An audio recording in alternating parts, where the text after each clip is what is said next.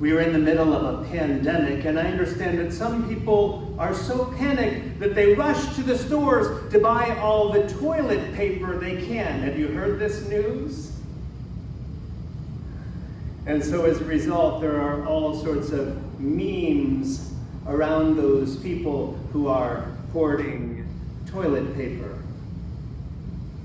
Some of those memes enjoy showing people all wrapped up in toilet paper. Perhaps we've seen things like that before. When you were young, maybe for Halloween one year, right? Did you ever see of anyone who wrapped themselves in toilet paper so as to be like a mummy? The roots of that are actually quite fascinating. In Hollywood, we had this idea that it would be cool to make movies about mummies who were all buried and wrapped up, but then came back to life. Sort of like the zombie genre that we see today, and The Walking Dead, or The Return of the Walking Dead, or so many other zombie shows and movies of people who had died, but then came back from the dead. In today's gospel, we have the story of a man who had died, but 4 days later, his friend Jesus, who apparently loved him very much, came back and said, "Lazarus, come out." And what happened?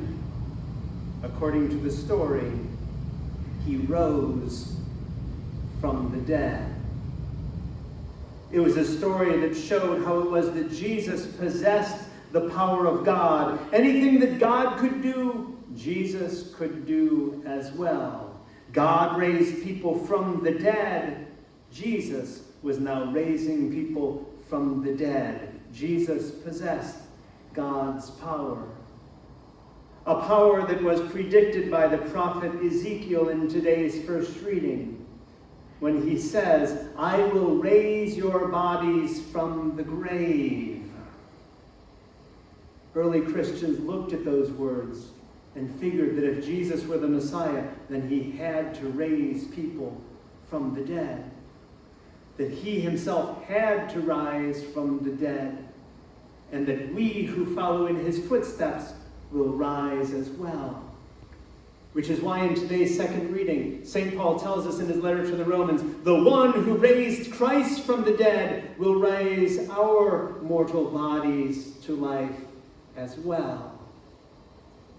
Which is why we as Christians and as Catholics, we don't believe in death. For us, death is merely a doorway through which all of us one day pass. From this life to the life to come.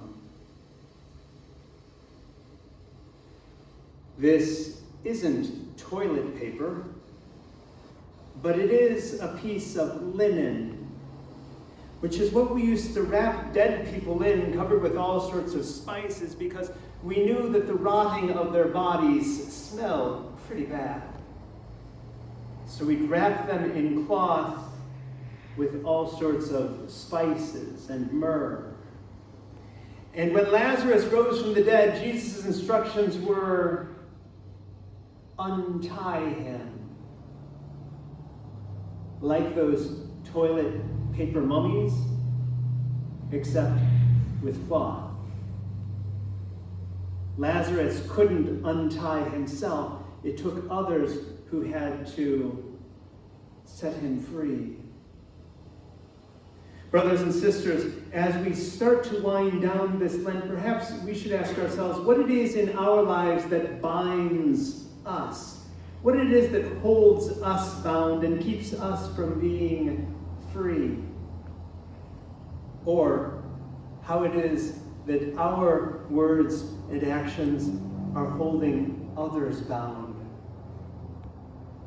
The Matthean Jesus said to his disciples, he gave them the power to bind, but also the power to loose.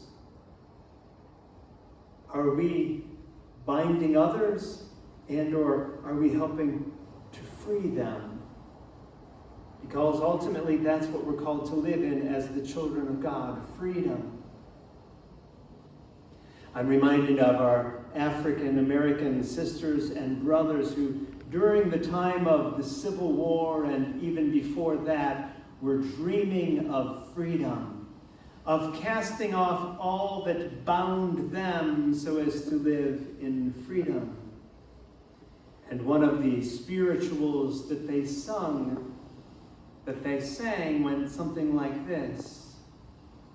Oh, freedom, oh, freedom, oh, freedom, freedom is coming, oh, yes, I know. Brothers and sisters, let's take advantage of these last 2 weeks of Lent to reflect on what it is that's holding us bound and how it is that we're holding others bound, so that all of us might celebrate the life and the freedom of Easter.